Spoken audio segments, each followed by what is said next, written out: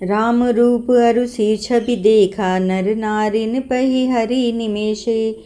सोचहि सकल कहत सक चाही, विधि सब विनय करहि मन माही।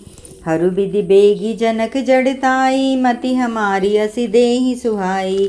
बिनु विचारु पनु तजि नर नाहु, सिया राम कर करे विबाहु। जगु बल कहि भाव सब काहू, हट कीन्हे अंतहु उरदाहु। एहि लालसा मगन सब लोगु, बरु सावरो जानकी जोगु। तब बंदी जन जनक बुलाए, बिरिदावली कहत चली आए। कहन रपु जाई कहूँ पन मोरा, चले भाट हिय हर्षु न थोरा। बोले बंदी बचन बर, सुनहु सकल महिपाल। पन बै देह कर कहीं हम, भुजा उठाई विशाल। नृप भुज बलु विधु शिव धनु राहु, गुरु कठोर विदित सब काहू। रावनु बानु महाभट भारे, देखी सरासन गवहि सिधारे। सोई पुरारी को दंडु कठोरा, राज समाज आज जोई तोरा। त्रिभुवन जय समेत बै देहि, बिनहि विचार बरई हटितेहि। सुनिपन सकल भूप अभिलाषे, भट मानी अतिशय मन माखे। परिकर बांधी उठे अकुलाई, चले इष्ट देवन सिर नाई। तमकी ताकी तकी शिव धनु धरहि, उठई न कोटि भांति बलु करहि। जिनके कछु विचारु मन माही, चाप समीप महीप न जाही। तमकी धरहि धनु मूढ़ नृप, उठई न चलहि लजाई। मनहु पाई भट बाहु बलु, अधिको अधिको गरुआई। लखन सिया रामचंद्र पद जय शरणम सिया राम सिया राम।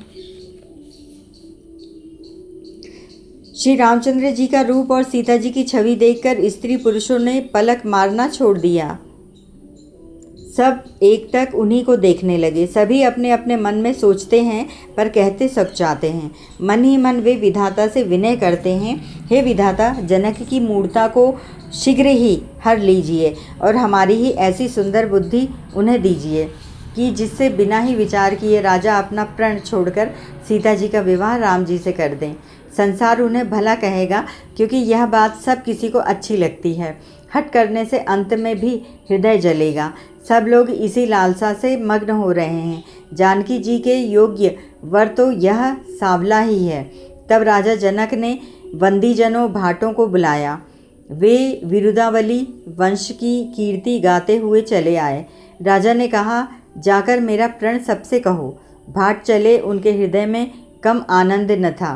भाटों ने श्रेष्ठ वचन कहा, हे पृथ्वी की पालना करने वाले सब राजागण, सुनिए। हम अपनी भुजा उठाकर जनक जी का विशाल प्रण करते हैं। राजाओं की भुजाओं का बल चंद्रमा है, शिवजी का धनुष राहु है। वह भारी है, कठोर है, यह सबको विदित है। बड़े भाई योद्धा रावण और बाणासुर भी इस धनुष को देखकर गौ से चुपके से चलने लगे, चलते बने। उसे उठाना तो दूर रहा, छूने तक की हिम्मत न हुई। उसी शिवजी के कठोर धनुष को आज इस राजसभा में जो भी तोड़ेगा, तीनों लोगों की विजय के साथ ही उसको जानकी जी बिना किसी विचार के हठपूर्वक वरण करेगी। प्रण सुनकर सब राजा ललचा उठे। जो वीरता के अभिमानी थे वे मन में बहुत ही तमतमाए, कमर कसकर अकुलाकर उठे और अपने इष्ट देवों को सिर नवाकर चले। वे तमक कर बड़े ताव से शिवजी के धनुष की ओर देखते हैं और फिर निगाह जमाकर उसे पकड़ते हैं।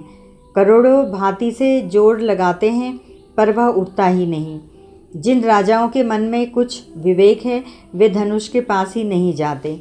वे मूर्ख राजा तमक कर किटकिटाकर धनुष को पकड़ते हैं, परंतु जब नहीं उठता तो लजाकर चले जाते हैं। मानो वीरों की भुजाओं का बल पाकर वह धनुष अधिक अधिक भारी होता जाता है।